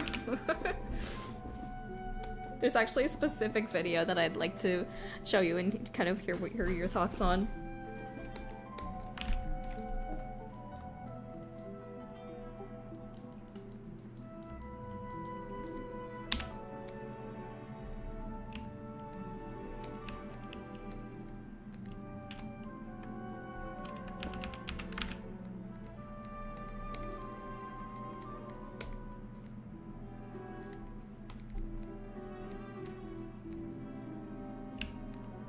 That makes more sense as a theme, I think.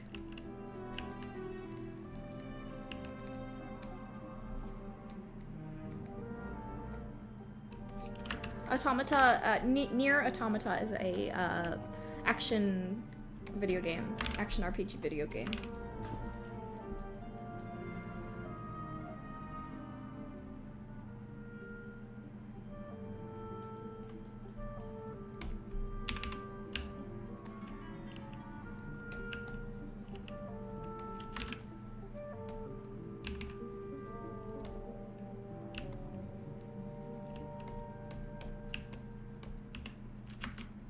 Oh, I need to play Soma too. I've always been a little scared of playing it because I feel like it's a game that I should play and not watch. But at the same time, I don't really play horror games that much. I don't want to freak myself out that bad, especially because it's apparently like Amnesia style.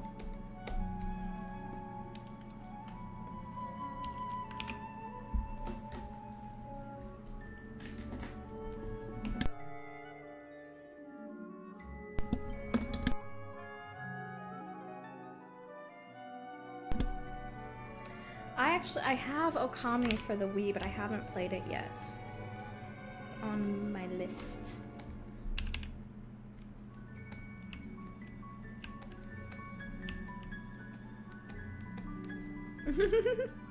I'm sorry! I'm sorry, I don't like Nier Automata.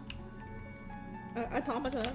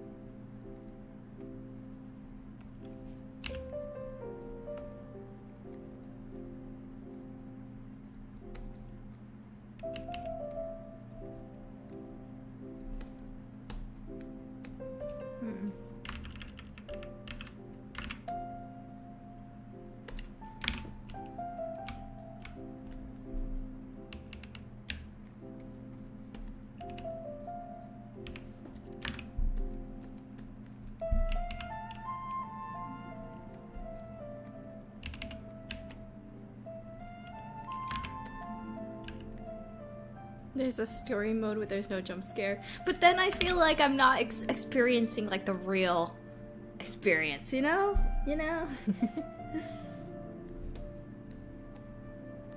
I want to experience the director's intention, you know? I'll probably do it at some point, but I'd have to hide myself up. Hello, that one person.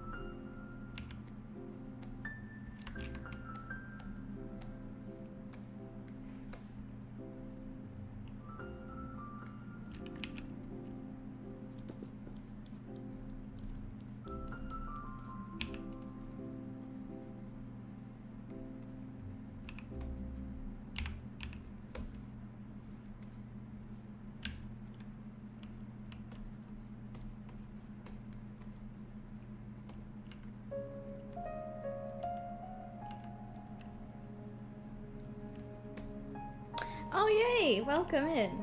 I'm glad you were able to catch the stream.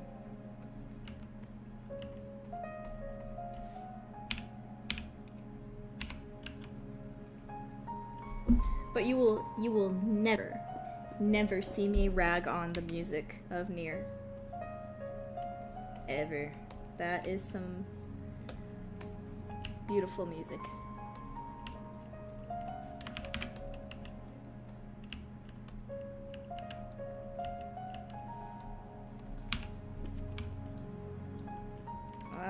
This is not looking right.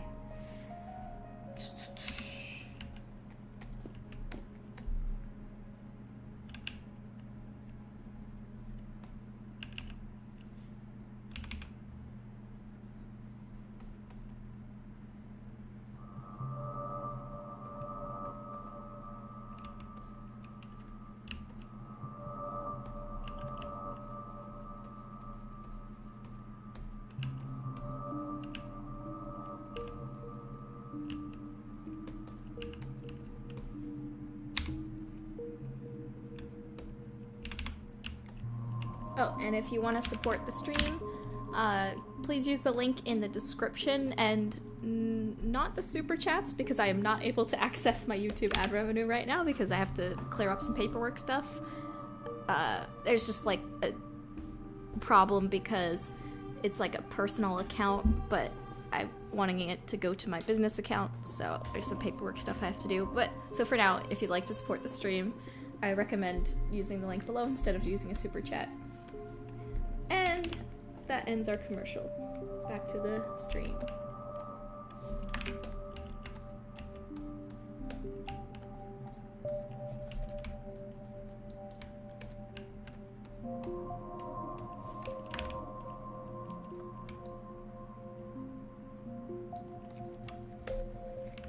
I was hoping I would be finished with this already, but I am so picky when it comes to painting faces.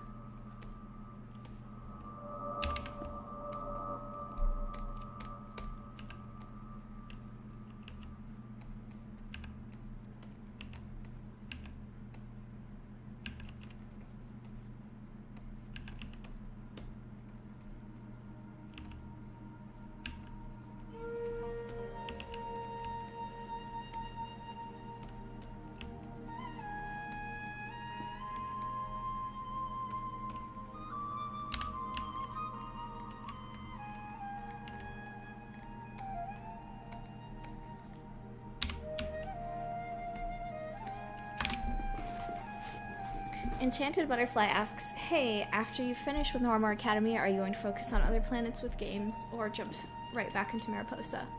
It's going to depend a lot on how well Norimor Academy does. I have a plan. If it doesn't end up being Mariposa, I have plans of what planet I want to do next. I don't know if I'm quite ready to share that yet, but I do have ideas.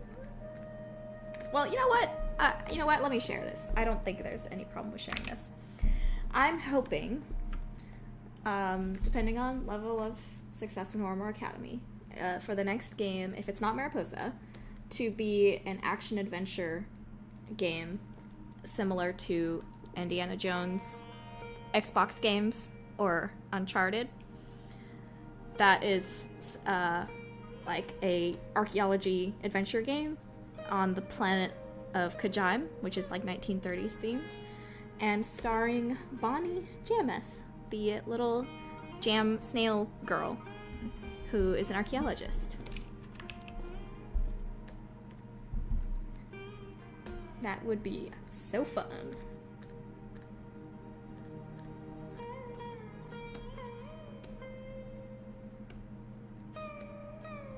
Okay, let's put hair on her and see how she's looking. Oh my gosh. Oh my god.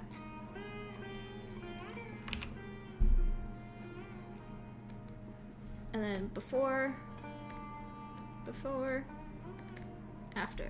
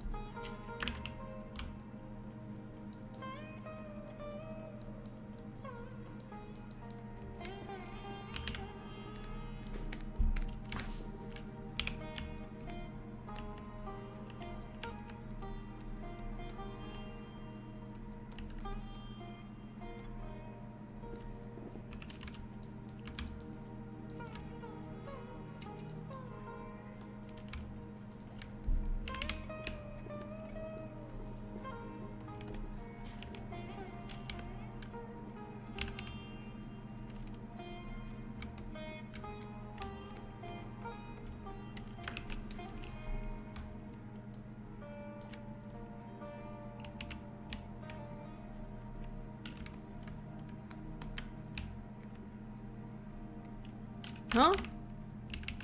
What? Dinosaur?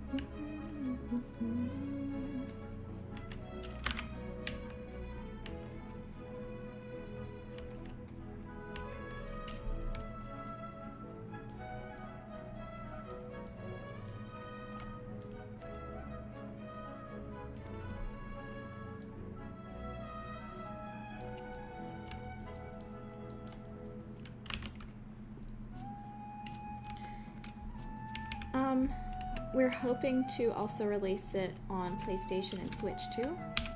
We'll see if that works or not, hopefully.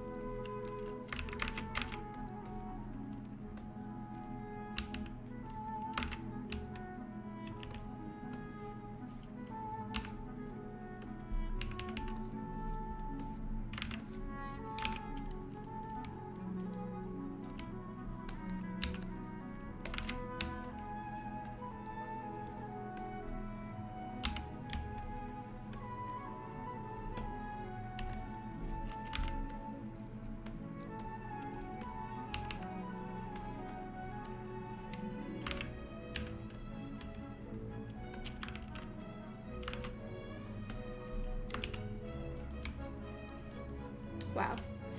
She's looking even better.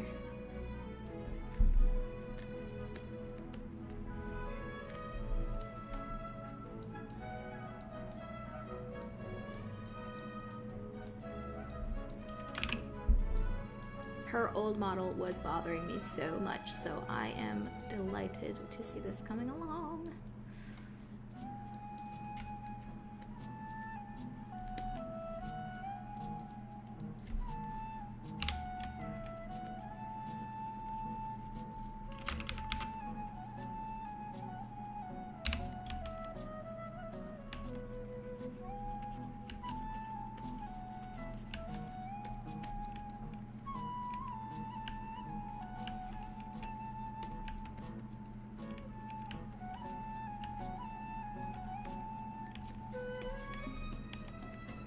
Thank you, that one person.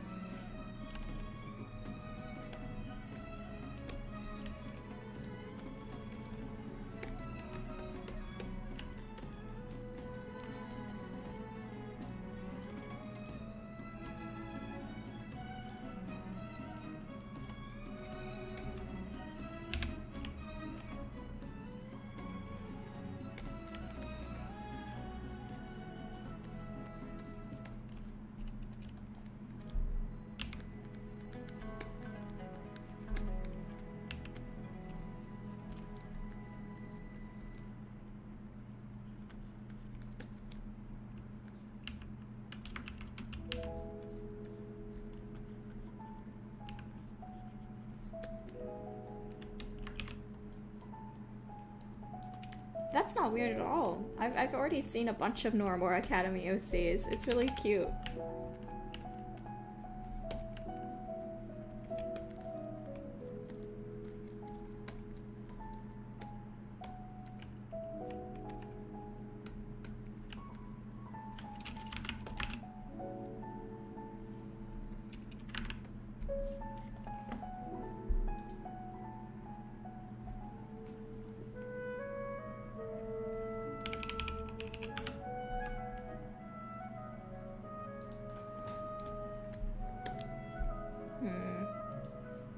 Now what? I'm still not entirely happy with her chin here. I might have to lighten this up a little more. That's better.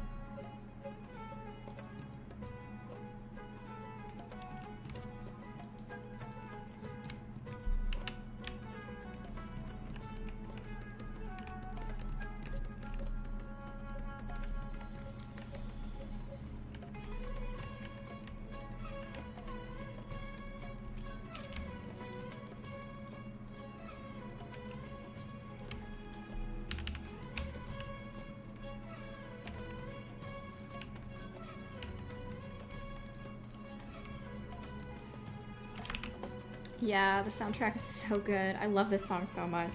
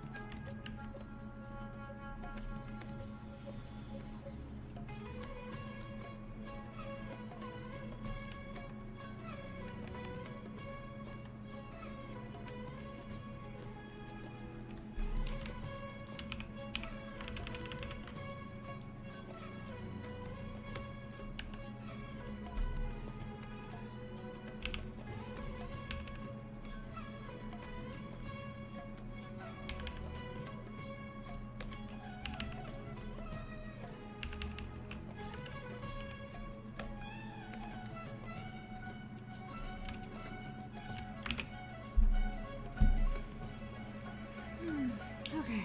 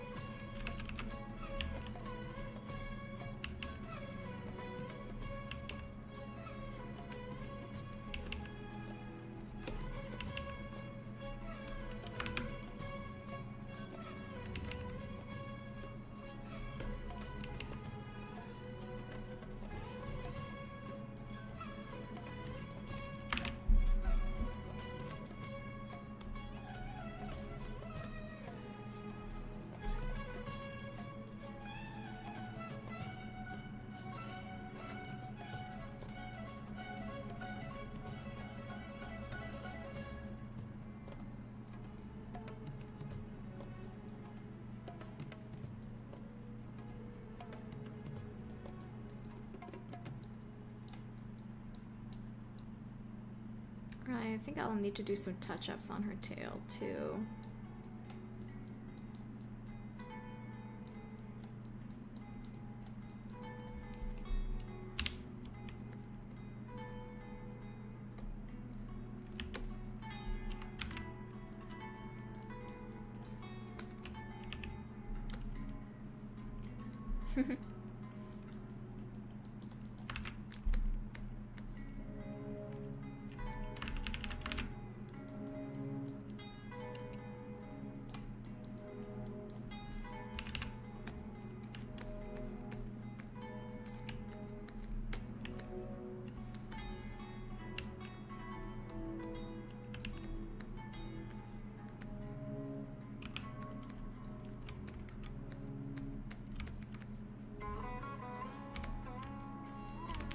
Alright, I think I'm gonna wrap up the stream pretty soon here.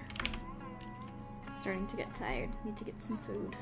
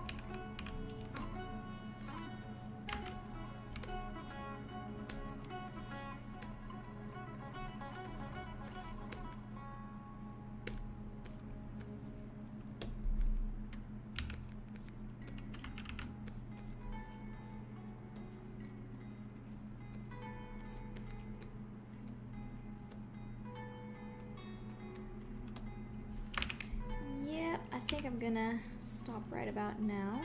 So, for reference, when we started streaming her textures, she looked basically like this. And now, we've got this. She's just about done, but there's still a lot of little touch-ups here and there I gotta do, but so I probably won't stream that. Next stream that I do, I don't really know what it's gonna be about. Whatever thing I'm doing next that I can stream without spoilers. It might be Lunchlord Seabrook, maybe? I think he might be the next character I work on. But I also need to go back and update some other characters, models, and textures, like Grinsby and Miss Nunatalk really needs an update. She needs to have horns that are more like reindeer horns, and then she just needs some texture updates in general. But yeah, I'll just, you know, let you guys know what stream that I decide to do next. My streams are not super regular because sometimes I don't know what I'm going to be working on next. It just kind of depends on what I'm in the mood for, what needs to be done. So, yeah. But thank you for joining me for Miss Keene's update. Woo, she looks so much better. I'll be posting also like before and after pictures on my social medias and things, so keep a lookout for those. And that's it for today. Thanks for joining me, everybody.